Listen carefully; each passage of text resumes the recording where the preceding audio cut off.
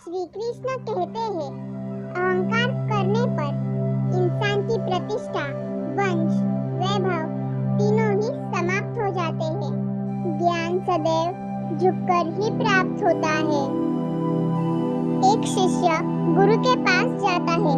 शिष्य बहुत ही बुद्धिमान और मशहूर पंडित था।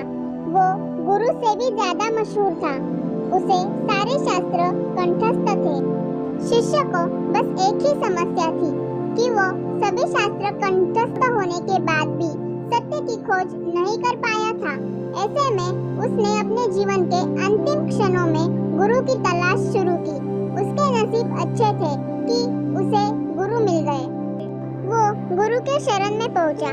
गुरु ने उस मशहूर पंडित की तरफ देखा और कहा, तुम लिख लाओ कि तुम क्या क्या जानते हो, क्योंकि तुम जो जानते हो उन सब चीजों की बात हमें करने की जरूरत नहीं है, और जो तुम नहीं जानते हो वो सब मैं तुम्हें सिखा दूंगा।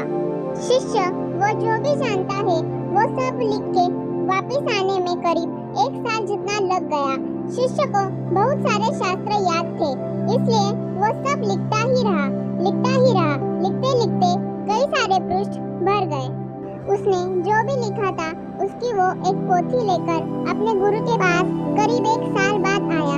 गुरु ने कहा, ये बहुत ज्यादा है, मैं इतना सब नहीं पढ़ पाऊंगा क्योंकि मैं अब बूढ़ा हो गया हूँ। मेरी मृत्यु करीब है, तुम इसे संक्षिप्त कर लाओ, सार लिख लाओ। शिष्य फिर से चला जाता है। इस बार उसे 2 महीने लगते हैं।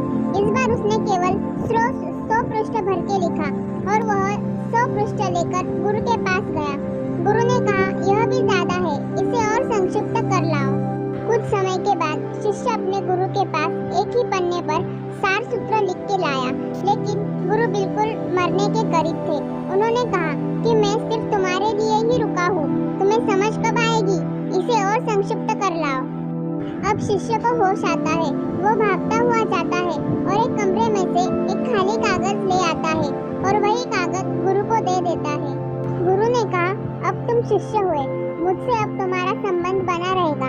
कोरा कागज लाने का अर्थ हुआ, मुझे कुछ भी पता नहीं, मैं अज्ञानी हूँ। जो ऐसे भाव रख सके गुरु के पास वही शिष्य होता है। अगर हमें गुरु से ज्ञान प्राप्त करना हो तो वो हमें अज्ञानी बनकर ही प्राप्त हो सकता है। पंडित बनने से गुरु नहीं मिलते हैं। अगर आप किसी के भी पास ज्ञान प्राप्त करने के लिए कुछ भी सीखने के लिए जाए तो ये बात हमेशा याद रखना कि आपको जो आता है उसके बारे में आपको सामने वाले से बात नहीं करनी है। आपको जो उनसे सीखने के लिए आए हैं उसके बारे में बात करनी है। अगर आप किसी के पास कुछ सीखने के लिए गए हो और आप उसे ये बताने लगे कि मुझे तुमसे दूसरा किसी बात में ज्ञान ज्यादा है, तो फिर आप ये नहीं सीख पाएंगे जो वो जानता हो। इसलिए ये बात याद रखना कि हमेशा अज्ञानी बनकर ही ज्ञान प्राप्त हो